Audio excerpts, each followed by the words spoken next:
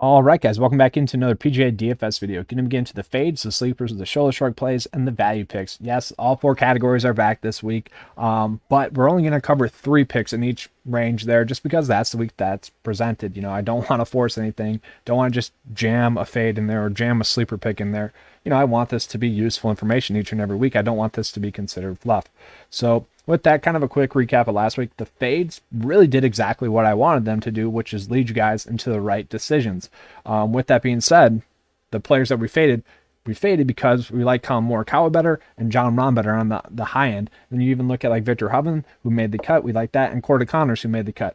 You know, that is exactly the point of this video, is to lead you guys into the right decisions each and every week, hopefully making your lineup process better throughout that whole week. So hopefully that helped you guys. Went 4 for 4 with the values as well. Really the only bad piece of advice from last week's video was fade Ricky Fowler, which is freaking awesome to see Ricky going out and doing well. 2 straight top 10 finishes or top 11 finishes. That gets me excited. Like, this is a golden age of golf with him doing well, Ricky doing well, or Jordan doing well. It's nice to see all those players coming back, and then we got all those young guns doing well. But we're going to get into the fades, sleepers, and values. So once again, the fades are just going to be players that there's going to be better picks and safer picks with just as much upside in that same price point range. So that's going to be the fades. The sleepers are guys in which, you know, you don't really want a guy you're ready to play other than maybe 10% of your builds or 5% of your builds. And because of that, you know, they have that upside to go out and win. That's the only reason you're going to be targeting them. Not exactly safe plays, but they do have that upside. Shoulder shrug plays, kind of the same thing, but they're more or less just going to be slightly safer picks with less upside. And then values. Values are just the values, you know, players that we think are going to make the cut. Obviously, with the value play, that's all you really want to get out of it. So we'll start off with the fades here. Then I do just want to mention, for those of you that didn't watch the core plays video, we kind of went over and recapped what we're going to be looking at. 4 key stats. Effective total driving, sort of there. That's more of a secondary stat this week. Par 5 scoring we want to be looking at, but the 2 key ones are going to be strokes gained tee to green, and we also are going to be looking at effective greens gained. Once again, most of those stats are going to be 9 to 5 stats. The effective stats are 9 to 5 stats. Effective scoring as well. We want to be looking at those players that really can play well on any course, and we don't really have to worry about them making the cut. With that being said, these are the players that I chose to fade this week. We'll start off with Tommy Fleetwood for comparison reasons. So Tommy Fleetwood is really only priced up at this range just due to name value. Now, he has had some nice finishes, I guess, recently with a 46th at the Masters and a 14th place finish at the Wells Fargo Championship. But if you want to look at a similar play in that kind of same price point range, Patton Kizzire is pretty much the same play, but cheaper and slightly better. Top 13 in the model, which I think that's a little bit too risky to be on him a lot. Comp course history is not bad. For comp course history, we're looking at the RSM Classic, the RBC Heritage, the PGA Championship, and the Corrales for the comp course. So that's what this is going to be standing for this week. But we can kind of see Patton Kizzire's had a little bit more upside and a little bit more safety than has Tommy Fleetwood. So Tommy Fleetwood's really just priced up here just due to name value. And that's name value that I want to pay up for this week. Then kind of same thing for Matt Fitzpatrick. Really, he's just shoved in between a bunch of quality picks. We'll just bring up the other 4 picks in this price point range. Heck, I can even pull in Harris English. We'll pull in Harris English as well. For me, Matt Fitzpatrick is going to be the worst pick out of them just because I'm a little bit scared of his recent form. Coming off of 2 straight missed cuts, or 2 out of 3 missed cuts. I don't like that. I'd much rather go with maybe Brooks, who we know has winning upside. This is pretty much the perfect course for him. DJ, yeah, his recent form isn't that good either, but this is the perfect course for him as well. That being said, we got Terrell Hatton and Harris English, who are both right around Matt Fitzpatrick. I'd much rather play those 2 who are just a little bit better of picks this week than is going to be Matt Fitzpatrick. Now, Matt Fitzpatrick does grade out well in the model. Guys, he ranks 3rd in the model, which is crazy. But Terrell Hatton ranks 1st, Harris English ranks 11th, Brooks ranks 5th. So that being said, I just think Matt Fitzpatrick's a little bit too risky for me to go with this week, making only 1 out of his last 3 cuts. And then just going over another fade here, it is going to be Kevin Kisner.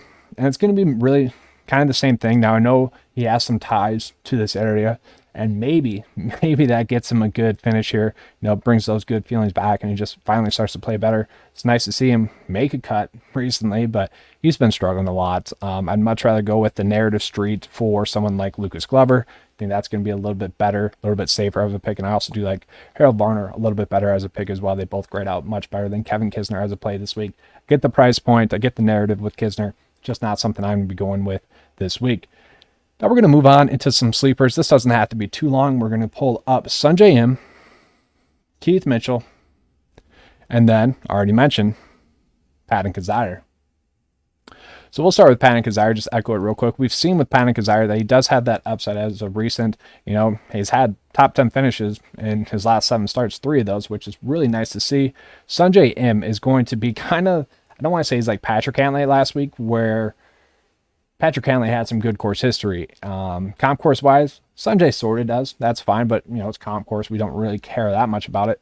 But Sungjae Im is actually the first best staff in the field, which Patrick Cantlay was the 3rd best staff in the field. You know, if everything comes together for Sungjae Im, I could see him going out in top 5 in this week. It won't be shocking at all, but given his recent form here, guys, that is something that we want to avoid in cash, not something you want to really go out your way to play in GPPs. That's why he's only going to be at like a 10% ownership type play. And I do just want to dive down to Keith Mitchell a little bit more here, so we'll pull him up. So stat-wise, Keith Mitchell is not popping. Okay, that's not really there. 70th best staff in the field, which in this field, that's freaking horrible. But we look at his course history rank, you know, did make the cut at the RSM Classic. We like to see that. Recent form has been a little bit spotty, but we do like to see that he has had at least some upside. The thing with Keith Mitchell as a play this week is that the course might play a little bit long. And we know that Keith Mitchell is a little bit long off the tee. If he puts it all together for this week, I could see him getting a top 15 finish. He's definitely a little bit priced up for his staff fit and for his model rank, but I can see a scenario where it goes out and gets a top 15 finish. Really, I don't want to be playing the sleepers this week. There's a really finite group of players that we can be on this week, so I'm not exactly sure we have to go to the sleepers at all this week, because the players that we should be on are going to be there. There's going to be about 25 players that we should be on in the player pool, and we just really don't have to go out of our way to play those sleepers. Now, I actually only have 2 shoulder shrug plays this week. One is going to be Ian Poulter, and then one is going to be Brandt Snedeker. I could have put Johnny V in this category as well, but I already covered him on the core plays video. He's not a core play, but he was one of the 4 players that I highlighted in that video. So you just want to mention them. Ian Poulter actually has one of the best recent forms here. That's mostly due to the fact that over his past 10 starts, he's been looking pretty good, guys.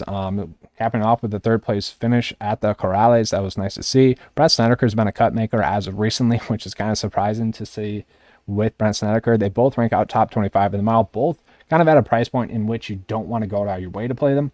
But if you end up on them as the last player in your build, or maybe the 5th player in your build, you kind of feel good about it.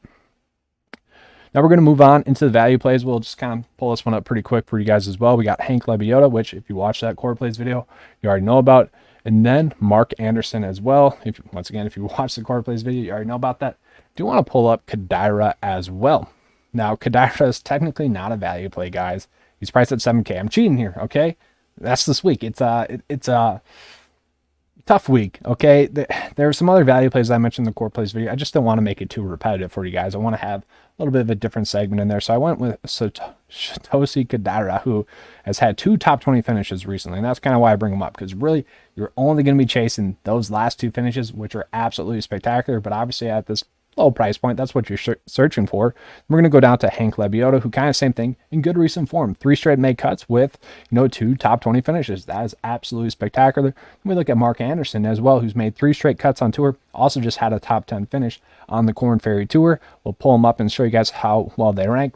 Hank Lebioda ranks 34th, which for value play, that's really good.